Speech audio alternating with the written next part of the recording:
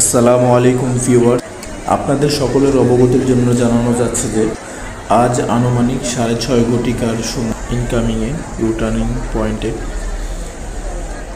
Garments কর্মীর accident হয়।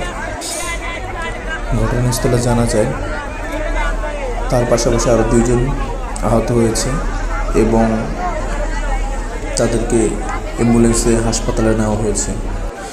উক্ত ঘটনাকে কেন্দ্র করে গার্মেন্টস কর্মীরা বিক্ষোভ ও আন্দোলন করছে এবং ইনকামিং এবং আউটগোয়িং রাস্তা দুটোকেই বন্ধ করে রেখেছে। এছাড়া এলিভেটেডের রাস্তাও গার্মেন্টস কর্মীরা বন্ধ রেখেছে। এক্ষেত্রে বনানী কাকলি ক্রসিং এবং মহাখালী আমতলিতে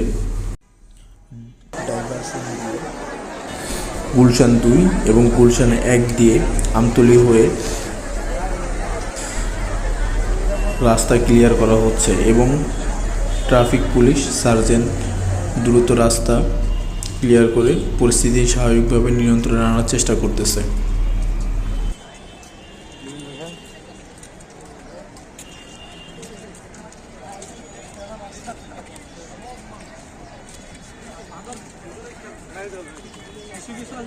কোনো কিছু হইলে